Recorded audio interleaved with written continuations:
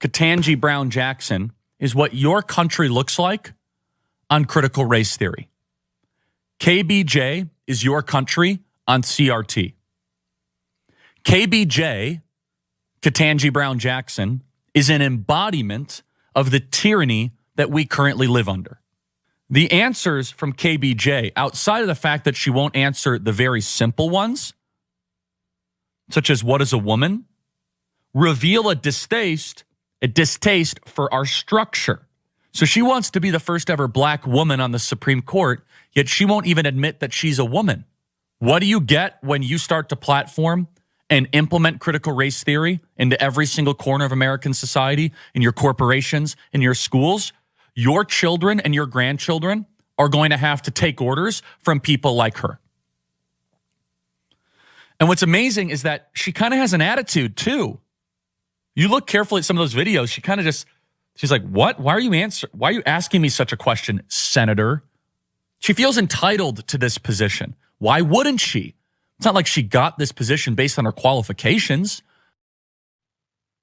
Yeah, there's Charlie Kirk spinning himself to a frenzy along with a few of those Republican senators that are doing so in front of the hearings for a Supreme Court nominee candidate, Ketanji Brown Jackson. But he started to hit up on all of the racist classics there. Let's go through those. He said people like her trying to take over the country because they're trying to replace and do that with us. She wants to be a black person in a position of power. Of course, she wants to be the first black woman on the Supreme Court.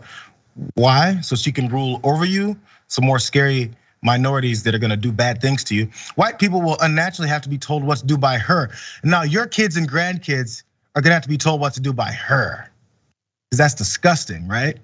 Also, she's got an attitude with it too. Those black folks with their attitude, they get uppity and they get out of their place. She needs to stay in her lane. I mean, he was hitting all of them. Also that she's unqualified and entitled. So she's in this position because Joe Biden decided to just put forward this black woman that has absolutely no qualifications because that's how black people are. These are all the normal thought process that everyone hears. And then after someone says, hey, that's racist. They go, why are you guys always bringing up race? Sure. So let's think about this, because rather than imagining this world, because by the way, Charlie Kirk said CRT will bring you someone like her who has all of these issues and she's gonna rule over you and you have the right to not let your kids and grandkids be told what to do by this black woman, because that's what he said.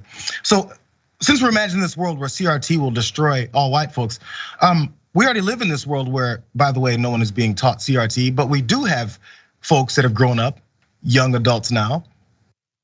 Maybe they should have been taught about how the systems of our justice and throughout our history have led to where we are racially and where we are with our systems, since that's what we're so afraid of learning and not changing about ourselves. There's this kid, his name is Franklin Barrett Seacrest.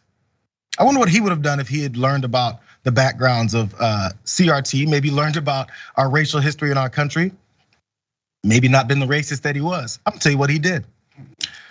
He's a Texas college student and he was accused of torching a synagogue last Halloween. He pulled off an armed robbery on his own school's campus 3 months before setting the fire. So he's an arsonist of synagogues and he's also a thief. Franklin Barrett Seacrest, who's 18 years old, he was arrested last November by criminal investigators with the Austin Fire Department who identified the Texas State freshman thanks to surveillance footage from the synagogue that captured images of his license plate. Seacrest kept a series of journals, which was found by FBI agents, in which he wrote about his apparent hatred for Jews and black people, along with his feelings about food at the Buffalo Wild Wings that he hated, is what prosecutors were saying. In one entry from October 31st, Seacrest wrote, "I set a synagogue on fire." Fun. Prosecutors argued that Seacrest is simply too dangerous to house anywhere but in a highly secure jail. This, they said in the February 2nd filing, was borne out in large part by evidence gathered in the arson, such as materials commonly used to make Molotov cocktails, signifying his intent to engage in more violent criminal conduct and escalate his dangerousness. Weird. So Charlie Kirk is concerned about Ketanji Brown Jackson being confirmed to the Supreme Court because she's gonna rule over your kids and grandkids.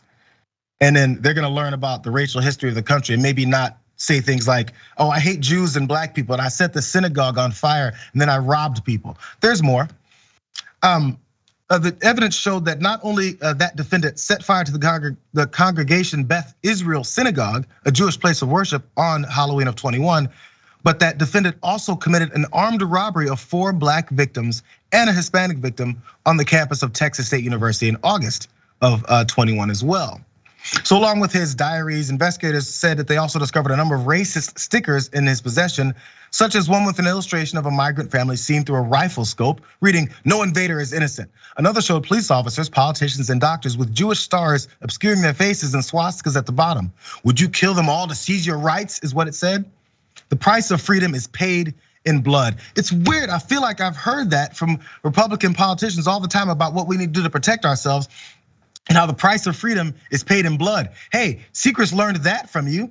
Maybe he should have been taught by someone else about the history of racism in our country and not to be the same guy who follows down in maybe his ancestors' footsteps.